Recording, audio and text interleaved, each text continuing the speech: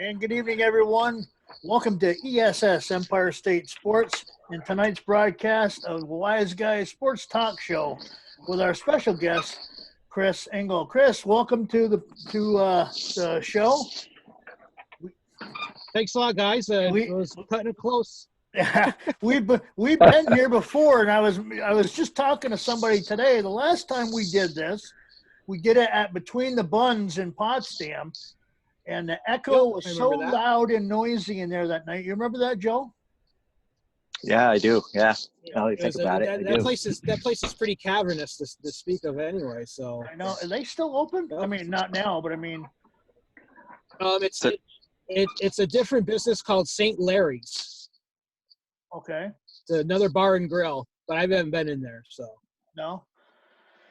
Well, just I did a little research on you today, Chris, and tell me if I'm wrong. We'll just start this off. You're the sports director at WPDM/WSNN, Star Country, whatever is under Mark's Communication in Potsdam, I guess. Yes. Yep. Broadcast for Section 10 games, mostly in St. Lawrence County area. I know you do a lot of them down there. Little towns like Colton, Harrisville, Parrishville. You did some Ogden. A lot of NEC East, a lot of Central Division. So good. And I know you and I have sat next to each other in games, and I'd written that down that when I first met you, I got done coaching in 2010, and I was bored. And 2011, I did my first playoff game from the bleachers in Potsdam State, and the guy that was doing it with me, we were doing it recorded on a little digital recorder, and I told him, I said, next year we're going to be up there with those guys. And the next year I was up there with you guys doing the games upstairs in Potsdam State. So that's my little Chris Engel story. Always a professional and always been good to me, Chris. I thank you very much for that. I don't want to take up too much airtime, but, I don't like to talk much. That's okay. I did do some sort of digging. A lot of people probably don't know or do know that from up there anyway, is back in 2014, I believe, your company, the company you work for, actually made an agreement with Clarkson University to start broadcasting their games, correct? Correct. The old company, we were broadcasting Clarkson Hockey right up until 2004. And then Clarkson and the old management parted ways. They went to a company in Ogdensburg. So they were on 95.3 and 92.7 for about 9 years. And there are talks with the new company, Marks Communications, to bring Clarkson back to a Potsdam radio station because people, at the time when Clarkson switched to the stations in Ogdensburg, they put them on 95.3, and you couldn't get 95.3 in Potsdam. It'd get as far as just outside of Canton, you couldn't get it. So a lot of people complaining about it. So it took them 9 years to kind of rectify that, build another relationship. So back in 2014, we ended up getting the Clarkson men package back. And that was on the heels of the Clarkson women winning their first national championship too. So you're kind of lucky in that regard. And have broadcasted 4 Frozen Fours for the women since then, and 2 national championships for them as well. So, and they're in the NCAA tournament going into this season until they literally they're going to play in Wisconsin, got off the plane in Wisconsin, and then found out the NCAA tournament was canceled, and then flew back to Potsdam that same night. Talk about a rush killer there. Oh, yeah. Have you done a lot of those games, Chris, yourself? Because I know you did some traveling for the radio station. Yep. Last year I covered the Frozen Four at Quinnipiac for the women when they ended up going to the Frozen Four. They got beat by Wisconsin in the semis. And I've done a handful of games since we picked up the agreement 6 years ago. I did both the St. Lawrence and Clarkson women's games this year. And what was so special with the St. Lawrence Clarkson women's game at Appleton was the first game at the new Appleton Arena after they remodeled it. So brand new press boxes, all new boards. They did a little. They added some seating. The biggest thing is they added a bigger concourse around Appleton Arena, which made it much more fan friendly. And before, they weren't able to do a true ESPN Plus television broadcast. Now they have like a full-fledged back studio just for their TV broadcast. So they've really done it well here. They're probably still under construction, getting the fitness center together on Minor Street. That's just for the hockey teams. The fitness center just for them. So that as of now, that wasn't finished, but they can play hockey in Appleton, and that was certainly a thrill. And St. Lawrence beat Clarkson that day 1-0 in their first ever game. So that was pretty special for them. Little cross-town rivalry there, I'm sure too. So. Oh, it gets nasty sometimes, and before Clarkson even had a women's program, the St. Lawrence women were going to Frozen Fours all the time. So it's kind of shifted in Clarkson's favor, where they've been able to kind of complete the deal in winning 3 national championships. They've had 3 Patty Kazmir award winners with the National Player of the Year, and junior Elizabeth Jaguar won it this year. So 2 years in a row, Clarkson's had the best women's hockey player in the country. Is that due to good scouting, or they just gotten lucky, you think? When winning helps, when you're in a winning program, everybody you draw wants some to of the go. better players. Yeah, everybody wants to go, and they've always had a great connection out west. They've been able to get some of the players from like Manitoba, Saskatchewan a lot, and that carried over from when Matt DeRoche, the head coach, was helping out with the St. Lawrence University program, I believe. There's a lot of connections over there. So he's got all connections all over Canada. As a matter of fact, he's assistant coach of the Canadian national team, which helps. So he gets all the Canadian Olympians that go to Clarkson, at least 5 or 6 of them since the program started. Chris, how many D1 schools are playing women's hockey? I believe it's 40 right now. 40. Okay. Yep. Because the men's is about 60. Yeah. Yep. Okay. So that's not a lot of schools. I mean, so, to think that Clarkson and St. Lawrence are 2 of them and are that competitive is pretty amazing. Yeah, and they're in a pretty good spot, really close to the Canadian border. Right. A lot of the parents of the Canadian kids can come over and watch the games. Cheel Arena, even during women's games in the NCAA, is a great atmosphere. St. Lawrence is too. So it's kind of a win-win for both those programs. Yep. So Chris, were you as depressed as we were that they had to cancel all the state playoffs and regional games this year? Because we were all geared up for it, especially coming back to Glens Falls. So.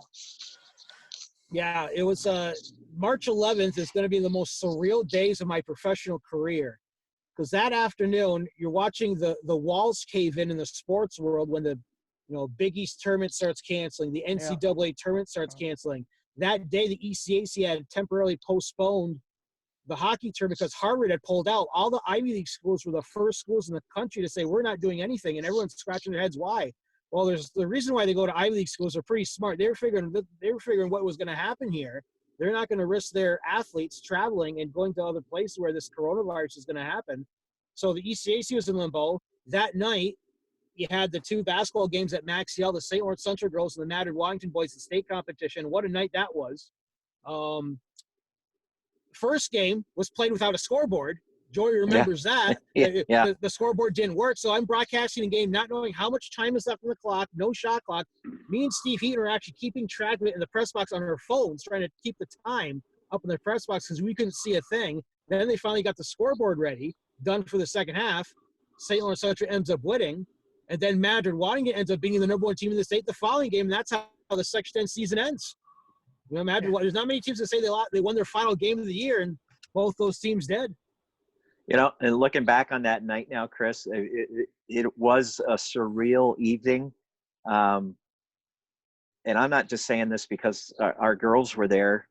I'm saying this as the 50-50 ticket salesman and as somebody, I as the athletic director, I'm walking around and I started on, I could see on my phone while these games are being played, what's happening nationwide. I'm like, this is it. I knew it, nobody was coming out and saying it, but I was surprised that we weren't taken off the floor while the games were going on. I really was. I mean, because also remember, Chris, downstate, they had canceled Section 2, Section 9, section down by the city. They had canceled state playoff games down there. And we're like, well, when the hell are they going to make those up before Saturday? Because that's when the next round of regionals, the regional finals were. And I'm like, you could just tell, walking around that night, it was a surreal. You knew the girls and the boys that were playing didn't know they were playing their game, but everybody else in that building knew this is it. It's going to be over after tonight. It's coming. And as soon as I got home that night, you probably got home at the same time. I sat down. I'm watching an NBA game, and the announcement comes on: NBA season canceled for the near future. It was a really surreal night. I mean, it's stuff happening so fast, and even to this day, even a month after this has happened, there's stuff changing on a day-to-day basis. Whatever. If you're watching any political briefings or it's stuff changes here and there. I even checked the St. Lawrence County Public Health Department website. We're probably over 100 cases now in St. Lawrence County. It was 99 yesterday. So that keeps going up and up a little bit. But from a sports standpoint, I was preparing to go to Syracuse Saturday to cover the Hammond girls. Up until 2 o'clock the next day, I was selling it because Section 3 had announced at 1 o'clock they're going to play with no fans. Yep. And at 3 o'clock, everything was done. So it was just like a normal day for me preparing to travel for a weekend, and then nothing. Yeah, and actually, when I found out that Clarkson was gonna play that weekend eventually, I called my Clarkson play-by-play guy Mike Valentine. I said, "Hey, I may have 2 games for you to cover in Troy this Saturday. Would you want to do them?" He says, "I'll think about it." Well, eventually he couldn't do it, but I was actually ready to send him down to cover your game and the Madrid Washington boys just because Clarkson had finished, but it happened so fast and so quickly. It was just kind of numbing feeling. And you're absolutely right, Chris. So the next morning I go to school. I had talked to Paul Herrica, president of NISFA, because we had beaten NAC the night before, and he was conversing with me as that's going on because his daughter used to coach at NAC, so there's a connection there. And he also hired me as the athletic director at SLC because he was the interim superintendent. So he had a connection to that game and he wanted to know what was going on. Well, this is the president of NISFA wanting to know what's going on in this game. So I'm like, hey, what's going on? Are we going to play? We won this thing. Are we playing Saturday? As of right now, all is on. So I walk into school the next morning, talk to our superintendent. Our plan all along was to spend the night, take the girls down, spend the night, turn it into a nice little weekend. Within an hour, we weren't spending the night. We're just going down and back. An hour later, I got to let the fans know, now you're not allowed to go. And then within 3 hours, the whole thing's off. It was just one of the strangest mornings of my life,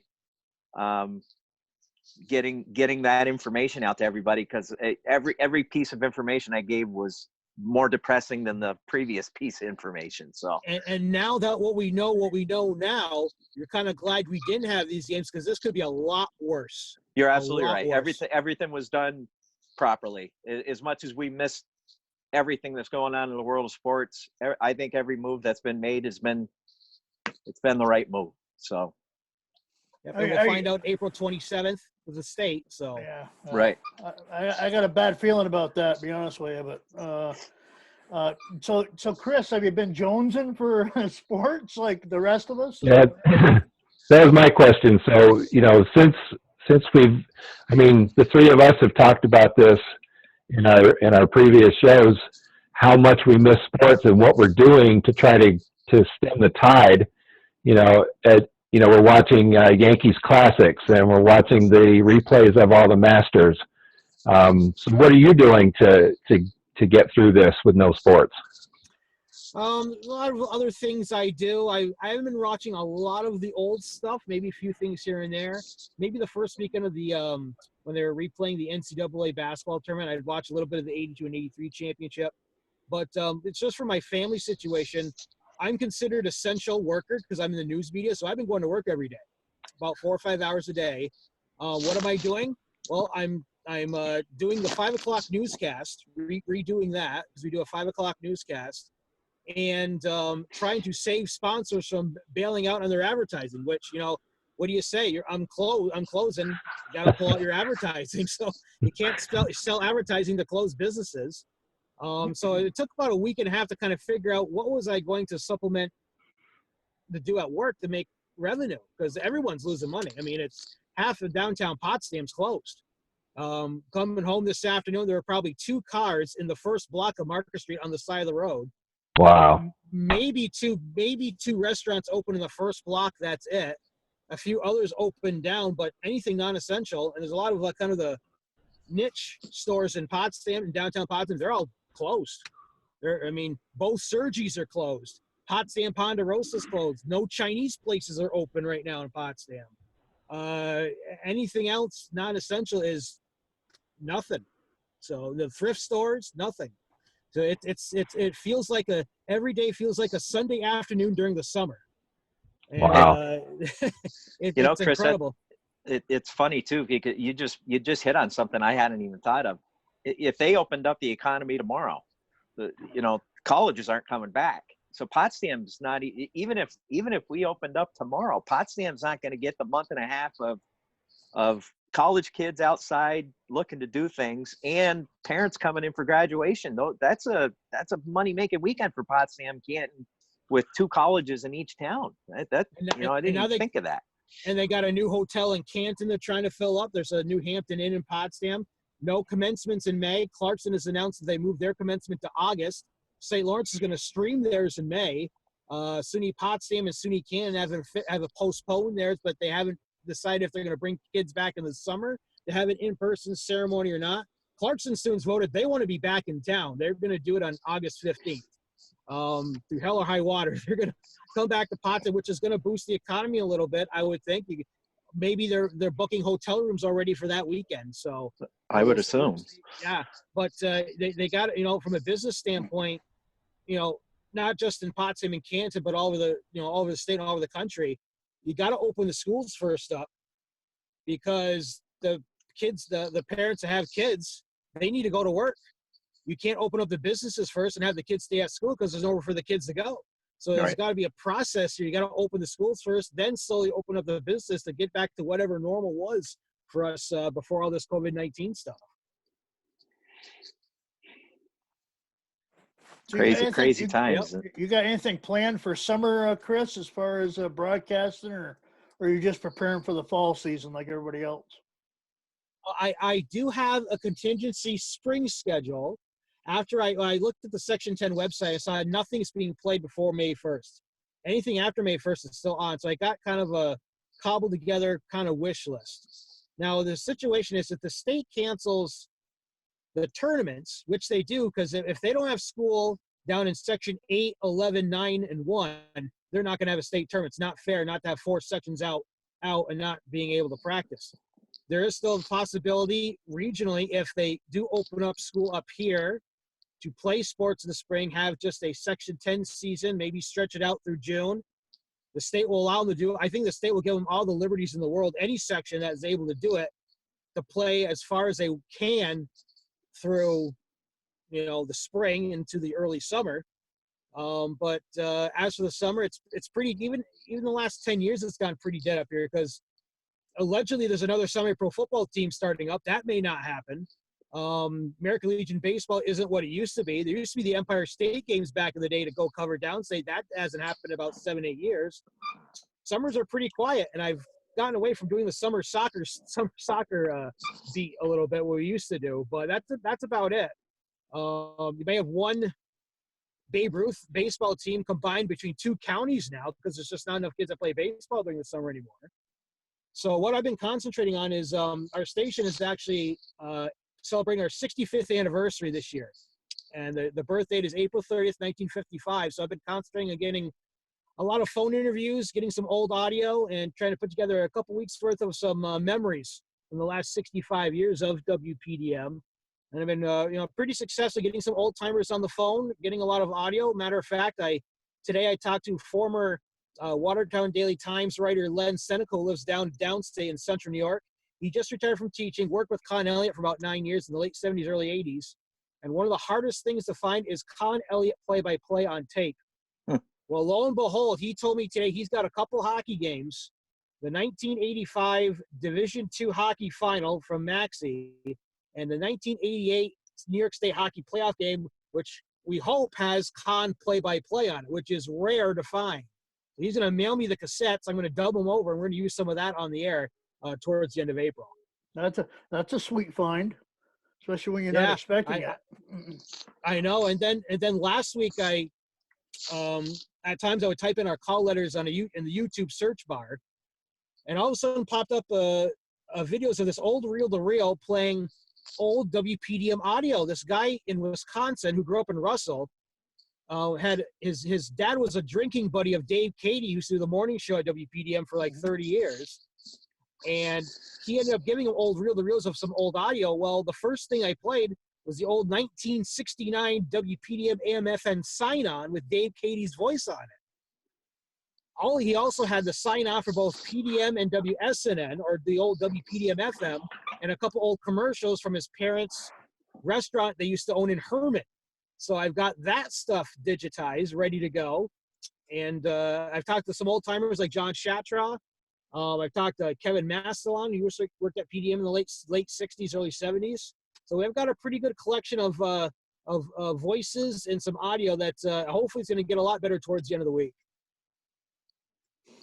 Dave Cady, what was his line? Daylight in the swamp? Daylight in the swamp. That's right. Yep. And they go right into the jingle. Yep. Used to listen to him every morning at work when I was a mailman in Potsdam. So I remember Dave Cady. I was thinking of the name, and I was like, well, he's probably going to say it. So, yep. Wow, that's a long time ago. Yep. He had two stints. He started, I think he was one of the first on-air jocks in 1955. Went through the late 60s, early 70s. He left to go to Watertown for a little bit, and then came back and had a 22-year run from 77 to 99 as the morning show host until he retired in 99. So, wow. Yep. So Chris, I'm gonna put you on the spot like I did. Yep. Coach Todd last night, and I'm gonna ask you what's been your favorite high school basketball game that you've ever broadcast. Yeah, I know you've broadcast quite a few of them, so. A lot of them, yeah. I've been beside you for a couple of them, so. Yep. Two come to mind. The Hammond girls, when they won the first ever Section 10 basketball championship in 2007, at a time when no one thought Section 10 could ever win anything. Brittany Kenyon hits a three-pointer with 16 seconds to go at Hudson Valley, and Sean Dack, who maybe we talk about this, who never really cared to win the overall Section 10 tournament, brought home the hardware from Hudson Valley. And he did it 2 years in a row and actually went 3 years in a row to the Final Four. So, and then watching the Chateauguay boys win the overall the Chateauguay boys winning their first boys basketball championship in 2008 the following year down in Glens Falls. That was a pretty special moment too. That was special for Section 10, period. Both those wins were definitely very huge. Yeah. Yeah, the 1 year Section 10 won 3 titles in 2008. The Malone girls won the A's, Chateauguay won the D's, and Hammond won their second one in a row that year. So there were 3 state champions. There were 5 teams in all that year that went down because OFA made the state title game and lost to Malvern, the B's. Yep. And Madrid Waddington ended up losing in the C final. I think the C final that year because they're a C team. They're a D. No, they're a D 1 year and they were a C another year. So. Yeah, I don't think Madrid. Boy, I don't remember Madrid going down to the Final Four as a C because that would have been during my time. I'd remember that. But I remember when Madrid Waddington was a D playing for the state championship against Sackett's Harbor. Yep. But you mentioned the Malvern game. Did you do that game, Chris? Yes, I did. Yep. That I know. I was also doing that game, and I just remember that was Malvern was I don't know. Do you remember pregame? They all went to half court and started clapping and just getting into it to try to get OFA off. Looking at them, going, "What the heck are you guys doing?" And it was a wild game. And OFA fought. I just felt terrible for Coach Myrna in that game because I'm like, boy, it was tight all the way. They had a definite chance to win. And yeah, you're right. You just brought them back with the memories of that game. I just remember being loud, boisterous, and just a heck of an atmosphere for that game. Yeah, that was the 9:00 game on Saturday night. Yeah. I was cutting into people's refreshments that night because it ended up so late. But I remember, there was a very low scoring game if I remember correctly. So it was kind of a grind 'em out sort of game. And I believe I remember it was the Garvey kid or the Baker kid. He got blood on his jersey, and they had to stop the game in the middle of a momentum swing to change his jersey, which killed the momentum. And I think it hurt OFA because they're starting to get on a roll. And I think it was the Garvey kid. He had blood on his jersey. They had to stop the game, and he had to change. They had to find a jersey for him to play the rest of the fourth quarter. Yep. I think I remember also he was the sophomore.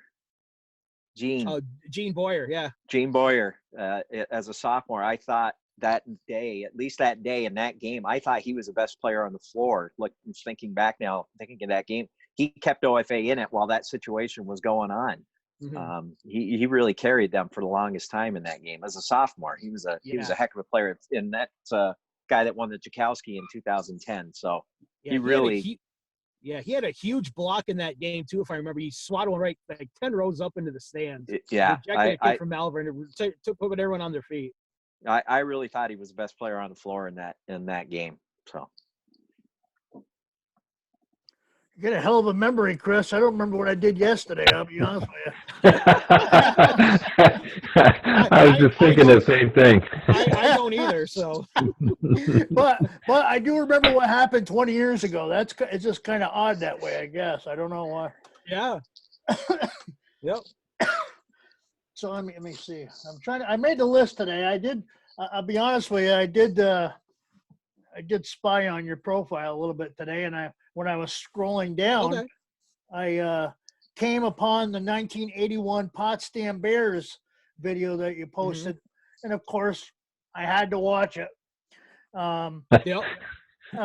Everyone did. Yeah. The thing, and I remember like it was yesterday, but they don't have basketball games at Potsdam like that anymore. I remember when Witherspoon was there, he'd score the first bucket and they'd throw spoons out in the floor, plastic spoons. But the thing that bothered me the most about that broadcast is they couldn't pronounce Potsdam right. Did you notice that? I don't know if I noticed that or not, but I know I've seen the 81 game before because that's always on YouTube, but the 86 game I'm told wasn't an ESPN broadcast. It was a regional broadcast in Michigan. So that's what they aired the other night was the Michigan broadcast. Yeah, I haven't got to that game yet. That's on my schedule in between Yankee Classics. It's going to be on. Yeah, okay. There you go. And priorities, I know. Priorities. That's right, yeah. So. Matter of fact, to this morning, I was going to one of the local grocery stores. Walking out the door was Bill Mitchell. He goes, "Chris, did you see the game last night?" I said, "Not yet, Bill. I'm sorry. I didn't recognize him at first because he had a mask over his face and sunglasses. I thought he was robbing the place." So it seems to be everybody this time of year, unfortunately. Yeah, right. So, Chris, are you getting geared up at all for soccer in the fall? Do you do college soccer games or? So mostly high school. It depends. Okay. I know we had a nice little run for years with St. Lawrence University was making NCAA tournaments every year. They're not so much a guarantee every year to make the NCAAs, but St. Lawrence University, especially when Bob DeRocher was coaching them, they were a juggernaut. I mean, you go count on them to host a couple rounds of NCAA tournaments, but this time of year, if it was a normal time, I'm being lacrosse mode right now. It's still maybe a little too sloppy to play baseball and softball, but they're playing lacrosse. Right. For goodness sakes, they're playing Division I lacrosse in the first week of February nowadays. So the season's so long, they stretch games out. And I was looking forward to broadcast maybe a night game in Brazier Falls this year, but I don't know if it's going to happen now. Yeah, I wanted to do one on that new field too. Yeah. Yeah, have you been over to see it yet, Chris? Did you get in? I did a football game. In the fall. Okay. Yep. You did the Canton game. I have to brag. I mean, I really think it's the classiest turf field that it's just right for our little community. I love everything about it. The views. It's not along a major thoroughfare the way Ogdensburg and in Messina is. And, Potsdam, pretty much you can't see our field. You can see the lights if they're on, but you really can't see our field. You have to go down to the field to see it. Go ahead. One of the best views from the press box too. It feels like you're right on top of the field too. Potsdam's pretty far, but you guys are just right. It's just right. I totally agree. I thought we did a great job of designing it and making it just right. It's not, we don't have a ton of bleacher seating. It's just right, and people can still take advantage of our hill.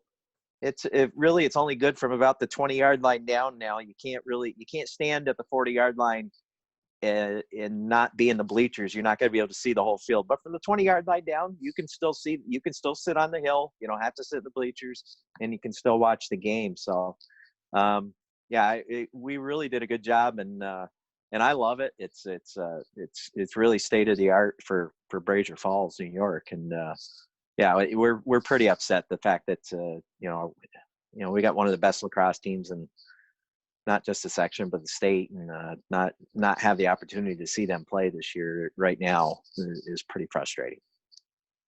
Yeah, and I hope that you guys get a chance to host some neutral site games for Section 10 too. So that certainly be a destination at times. Maybe do a little rotation to play some neutral site. Yeah, they haven't come asking yet, which I don't know. I've told them I've always offered up our gym. I think our gym would be perfect for the nights that the college floor isn't available. We have enough seating, and we have 2 team rooms and 2 locker rooms. We have a referee room.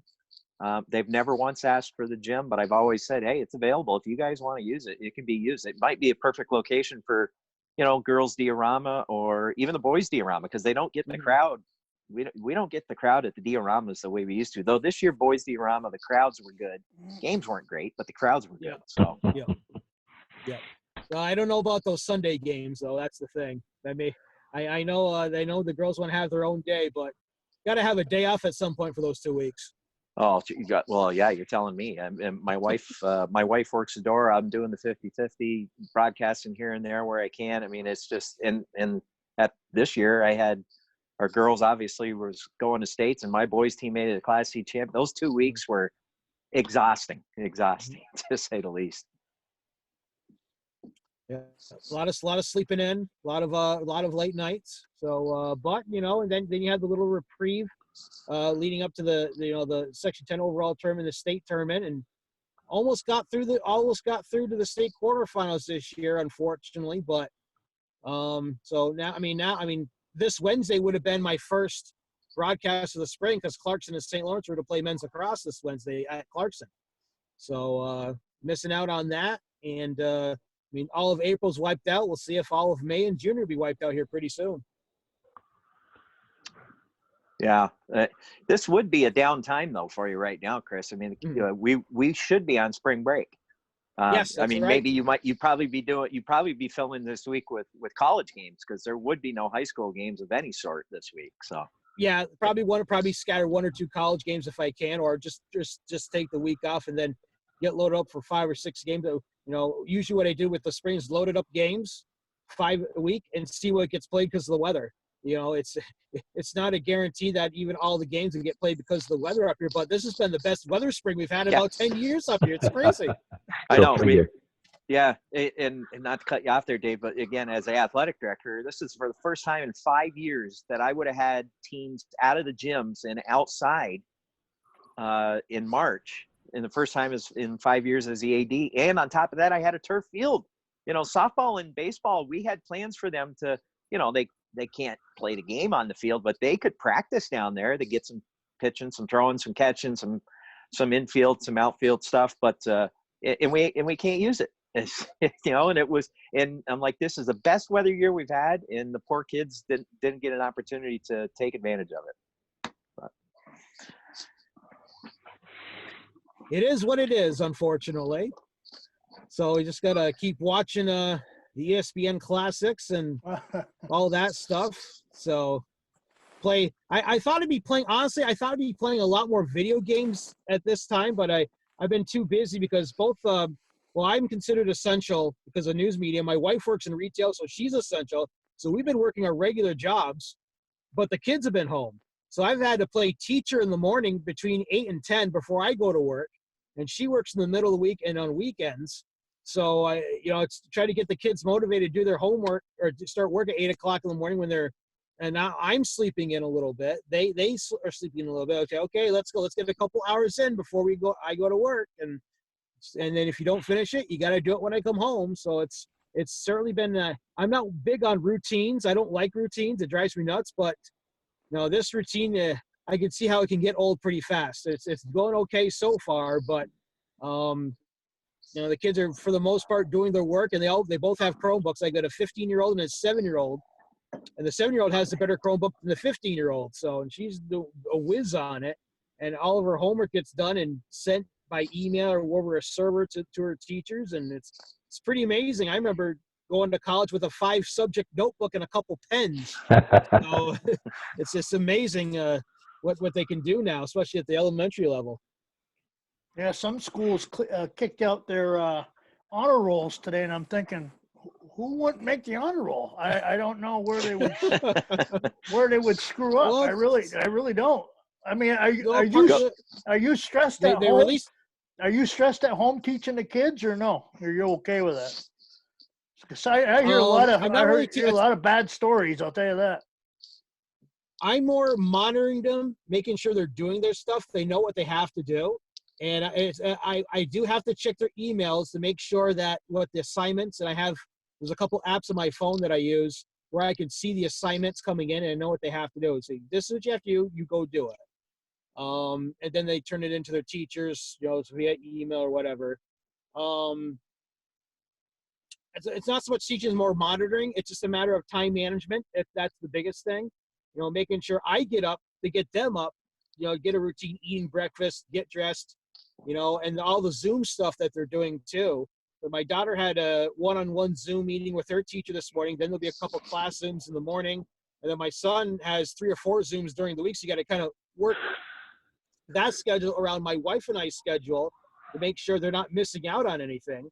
The one biggest complaint I have is the parents that are not used to the technology that they're using. And I'm finally getting a grasp of all the technology using with the class dojos, the Google Classrooms, with the Zoom and all that. So it's there's certainly been a learning curve. The teachers have been very, very patient, but I could see where there have been some frustrations. But the biggest thing is keep monitoring my kids and telling them every day what they have to do, and make sure they do it, on a routine and a schedule, because this could be lasting through June. It's already been a month of homeschooling. They should be not working this week, but they are. So technically there's no Easter break. So they're working right up until God knows when.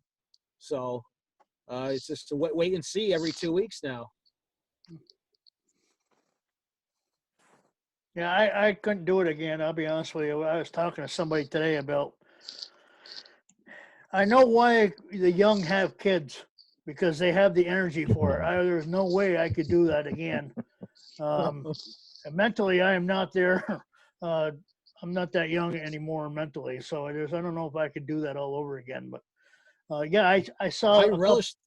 Go ahead, Chris. I said I relish the nights now. I can go to bed at 8:30. Quite honestly, I can't go past 9 o'clock anymore. It's like I know the feeling. Yeah, I know the feeling. And Dave Bartlett always laughs at me. He says, "What are you doing up? You should be in bed a half hour ago."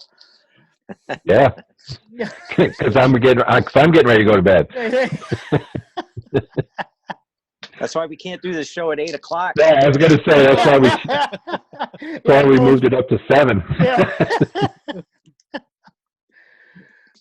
Chris, I hate to cut you short, but I tell you what, I've had a great time listening to you. It was nice to catch up again. We'll see you on the sideline somewhere broadcasting. I had one of those years where I was bouncing around, and I was doing Lake George basketball this year down here, and start off the season, and I think this is the 3rd year in a row I did it when Joey started off the season down there in a tournament, and I missed Section 10. You're treated like a somebody up in Section 10. and there's no other place like that up there. And back in 2012 to today, whenever I've sat beside you, you always treated me like a gentleman. We've had a couple good laughs, and I appreciate that. I really do, Chris, and I appreciate you coming on today. Yeah, we have the best areas covered in the state. So from everybody that covers it to all the players, coaches, athletic directors, it's been fun, and hopefully it continues someday. It will, for sure. Sounds good. Chris, thank you very much for being on the Wise Guy Sports Talk Show tonight, and we hope to run into you in the near future. Right, thank you. Thanks, Chris. Thanks, Chris. Yep. All right. This is Pete Goslaw for Dave Bartlett, Joey Riom, and our guest, Chris Engel, signing off on the Wise Guy Sports Talk Show. Good night, everybody. Stay safe.